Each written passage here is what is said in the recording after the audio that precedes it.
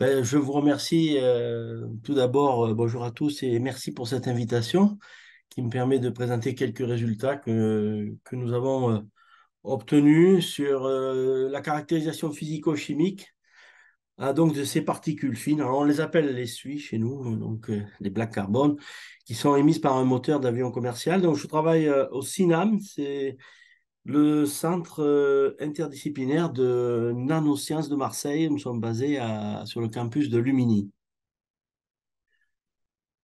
Donc, comme ça a été dit précédemment, donc les réacteurs d'avion émettent non seulement tout type de gaz, hein, on en a parlé jusqu'à présent, mais aussi des particules fines qu'on appelle les suies. Et ces suies, on s'intéresse à elles parce que on veut déterminer donc leur structure, leur granulométrie, la distribution en taille. Et ça a été également évoqué précédemment. Savoir comment poussent entre guillemets ces particules, quelle est leur composition chimique et quelle est leur réactivité avec l'environnement. Alors pourquoi? Parce que je reprends ce qui a été déjà abordé, mais ces particules fines de suie sont impliquées dans la formation des traînées de condensation. Parce qu'en fait, ce sont des noyaux de condensation de l'eau ou de la glace à assez basse température. Et c'est ce qui forme ces traînées de condensation qu'on voit à l'arrière des réacteurs d'avion et qui peuvent évoluer ensuite en cirrus, en nuages cirrus artificiels et qui modifient de manière artificielle la couverture nuageuse et qui ont un effet sur le bilan radiatif. D'autre part, on en a bien parlé, ces particules fines jouent bien évidemment sur la qualité de l'air, surtout en zone aéroportuaire. Alors, je présente ici comment sont récoltés ces échantillons. Nous avions à l'époque un travail avec l'ONERA et donc le groupe Safran où nous avons pu accéder à, disons, à un banc d'essai moteur. Et nous avons collecté différents types d'échantillons avec certaines contraintes, bien évidemment, mais c'est quand même intéressant parce que ce sont vraiment des échantillons qui proviennent de la combustion d'un réacteur et qui ne sont pas pollués par d'autres sources de polluants extérieurs. Donc, nous avons fait différents types d'échantillonnage avec différents types vous voyez ici de porte-échantillons avec des fenêtres pour la microscopie électronique en transmission et des fenêtres pour la microscopie en balayage. Je vais un petit peu en parler rapidement ensuite. Bon, il faut savoir quand même qu'il y avait des contraintes, comme je l'ai dit, hein, des contraintes mécaniques, parce qu'il y a un flux important hein, dans ces bandes d'essai moteurs. Les températures sont élevées en milieu acide et nous avons des temps réduits pour pouvoir faire ces échantillonnages.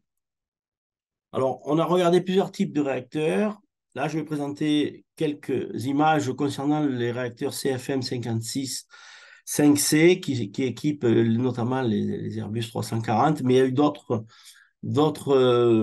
prélèvements qui ont été faits sur d'autres types de réacteurs. Vous avez ici les différentes caractéristiques techniques de ces réacteurs.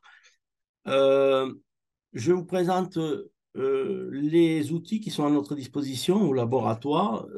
Donc, la microscopie électronique à balayage qui permet de regarder, je dirais, les objets en trois dimensions, d'avoir, donc on voit les objets en 3D, on peut voir leur surface et on peut mesurer leur taille.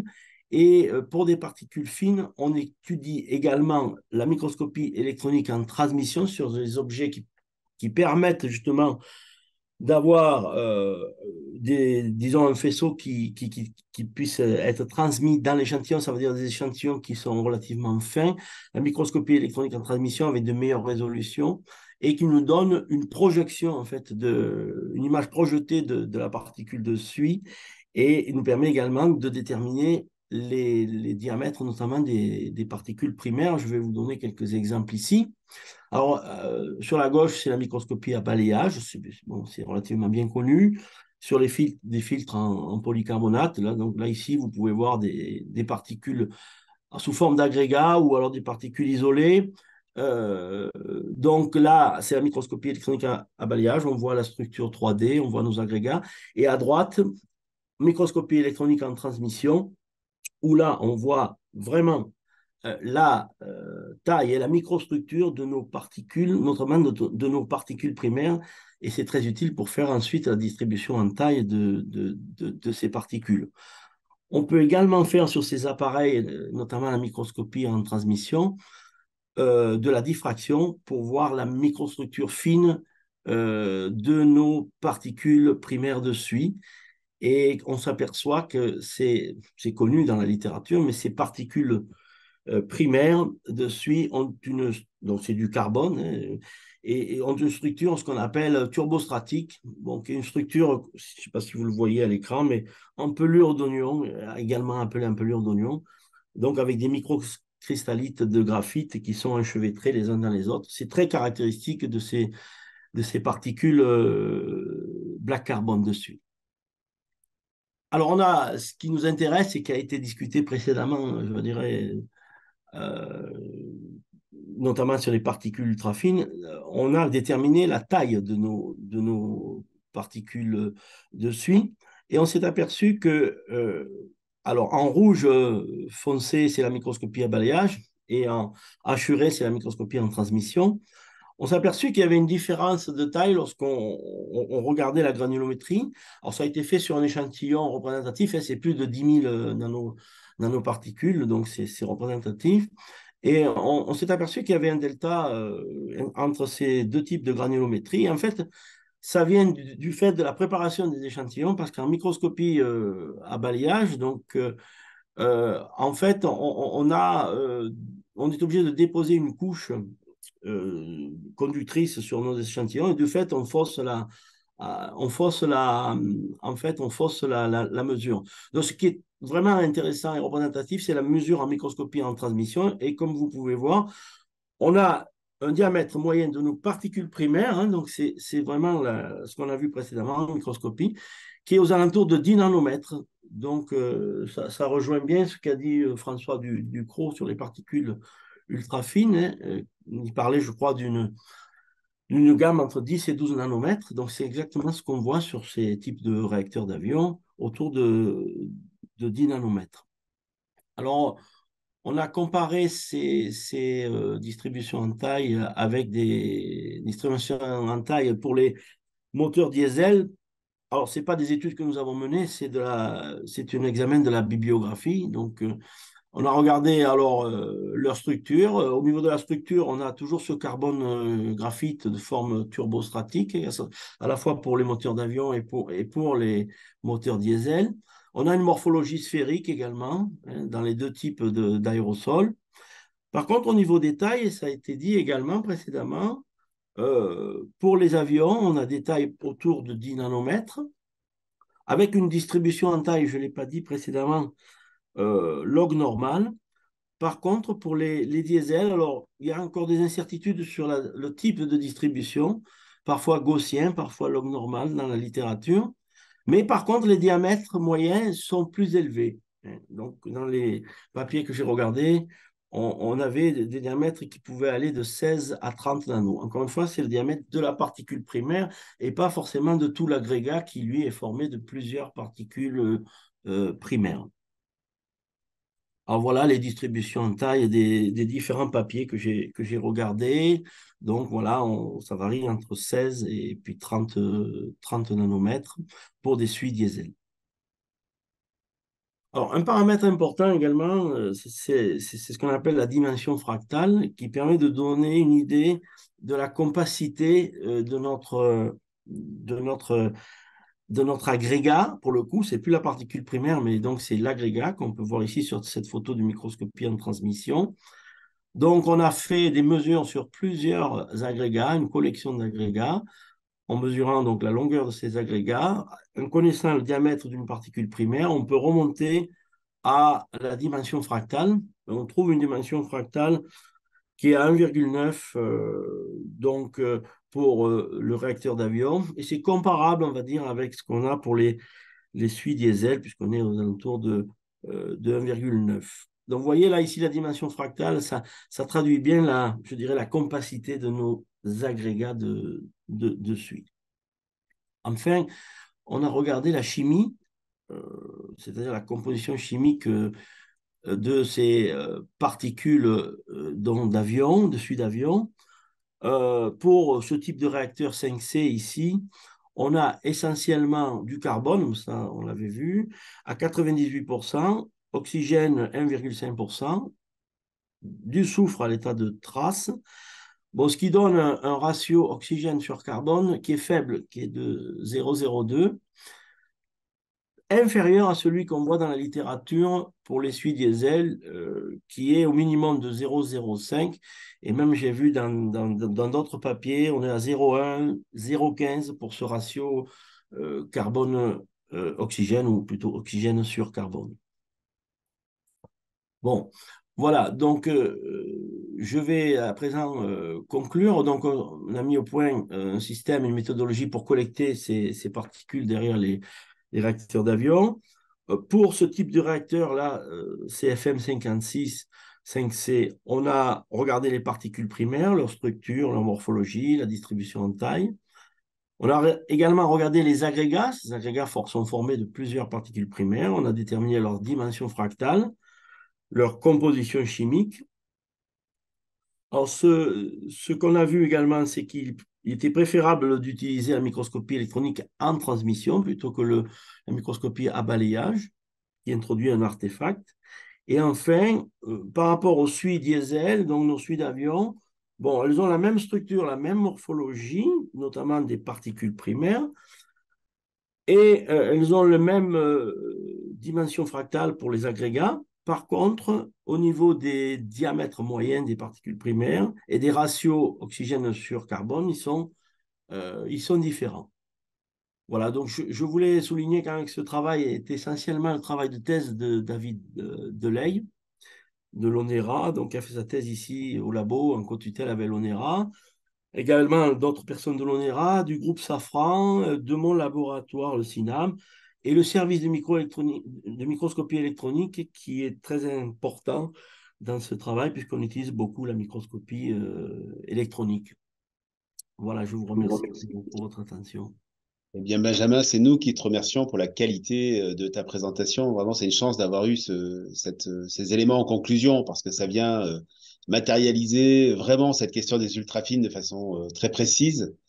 Alors, je ne vois plus de questions. Alors, il y en avait certaines sur des précisions, mais je propose qu'elles soient traitées peut-être en bilatéral. Peut-être juste une réflexion et je laisserai la conclusion à Pierre-Charles Maria après. Donc, c'est vrai qu'il a été rappelé à plusieurs reprises que ces particules ultra fines pour l'aérien sont centrées sur 10 nanomètres. Alors, ce n'est pas vraiment centré puisque c'est log normal, hein, on l'a bien vu avec ce que tu Oui, nous as c'est montré. asymétrique.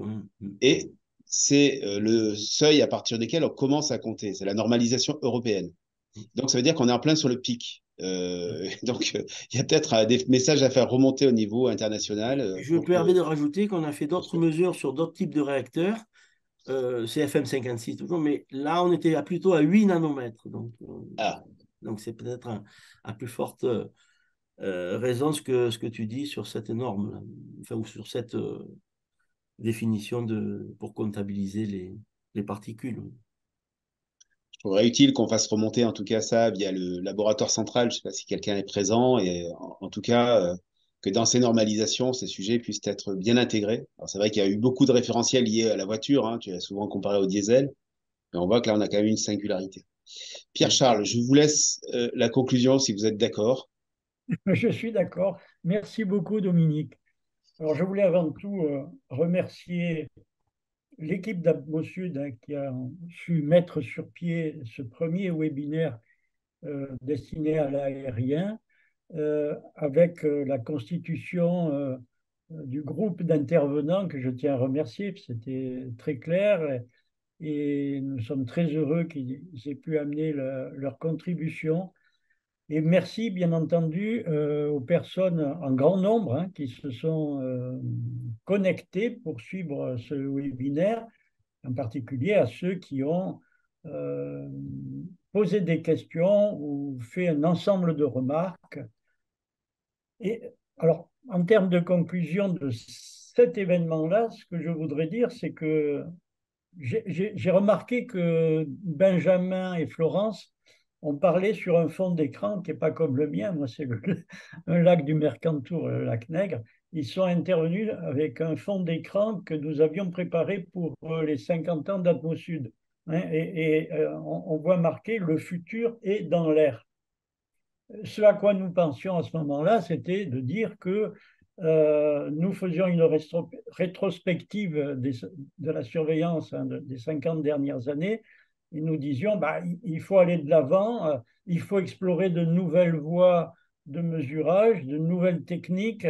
Bon, et vous en avez fait la preuve là, et en particulier la dernière intervention hein, sur les particules ultra fines. Donc c'était ça l'objet. Et donc je me suis dit, mais la question qu'on va se poser sur l'aérien, c'est peut-être introduire deux mots entre ce qui était écrit, c'est le futur est-il réellement dans l'air hein. Et c'est peut-être là une question sociétale. Qu'en est-il hein. Et là, bon, eh bien, on voit évidemment que ce sont des questions qui vont se poser. Hein. Alors, le futur est-il réellement dans l'air? On peut répondre oui, on peut répondre non, on peut répondre aussi oui, mais ou non, mais. Et où va se placer le curseur? Je crois que le débat, là, dépasse très largement hein, les questions que nous avons commencé à aborder ici. Mais il est hors de question d'aborder ces questions sur le futur est-il réellement dans l'air si on n'a pas une base solide. Et je crois que ces bases solides, elles doivent être scientifiques. Et là, vous en avez apporté la preuve. On va encore élargir, on va continuer. Hein, et donc, mais toutes les personnes qui sont intervenues, je pense à Éric Chrétien qui a posé pas mal qui a mis des remarques sur le chat, qui a mis en avant cette étude du Lancet de 2023. Bon, voilà, on peut débattre de cette question-là. Hein. Dominique l'a dit, c'est une étude statistique très large. Je pense qu'on ne peut faire avancer le débat que si on se place sur des questions scientifiques et qu'on peut argumenter, débattre et avoir. Et après, il y a un élargissement sociétal parce qu'il faut faire des choix. Hein, et c'est dans ce but que nous apportons le plus d'informations possible. Et notre mission, c'est de surveiller, mais aussi d'accompagner. Hein. Les ASCA sont des partenaires de confiance, des tiers de confiance sur ces questions-là. Encore merci à tous. Et puis, Dominique pourra vous dire quand est-ce qu'on pourra remettre sur pied la suite de ce qui vient d'être vu. Voilà. Merci.